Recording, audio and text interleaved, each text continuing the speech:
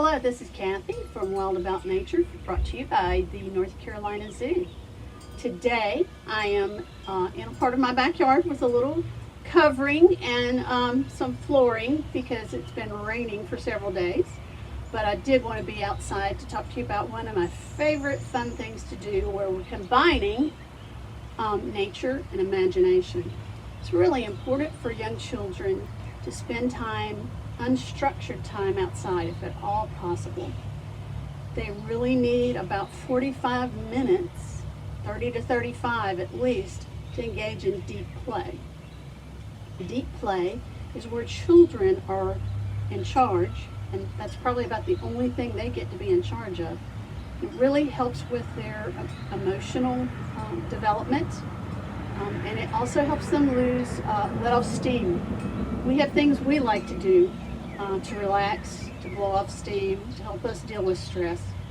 The children use play for that. It's also how they deal with what's going on in the world. Right now, children need a lot of that emotional support. The best thing that you can do is provide a space for them to get outside, to be close to nature, and to be in charge of their own play.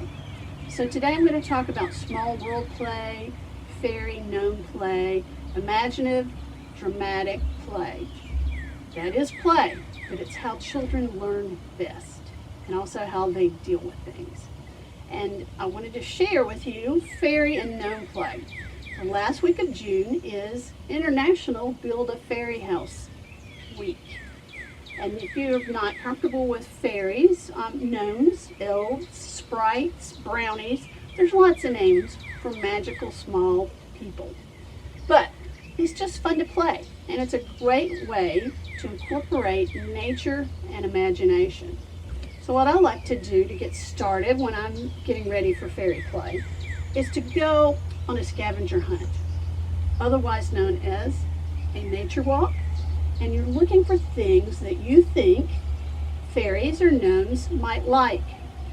Now, the adults in the situation may not need to do a thing except maybe provide something to carry their find in, or some tools. And so some tools that might help with collecting things fairies might like. Some binoculars. If anything, it kind of helps focus on what we're looking for, because we're looking for little things. This encourages looking at little things in nature, which is a great way to learn. You can make your own binoculars for your child with a couple of toilet paper tubes and some tape. They can decorate them in any way they like. Magnifying glass, great way to look for little things down in the grass, because fairies and gnomes are known to be very secretive. So you have to be very careful. You have to go slow and look way down at little things. So a magnifying glass helps with that. Notice these are also science tools. Another great tool to have on a fairy gnome scavenger hunt is a mirror. Mirrors are great ways to also make science observations in nature. So when you put the mirror down below a tree or an object in nature, you're seeing it from a different perspective, which is a great way to encourage up close and detailed observations. More sneaking more science in there. And of course you need something in case you should find a fairy or gnome and want to collect them. Or maybe you just want to have a convenient thing to gently put a little roly-poly bug or something in, just so you can look at it a little better, maybe with your magnifying glass. And of course, return your fairy or little creature pretty quickly to nature. We want them to be happy. And so what I like to do is have a little carrier. An empty egg carton makes a great collection carrier. Some of the things, nuts.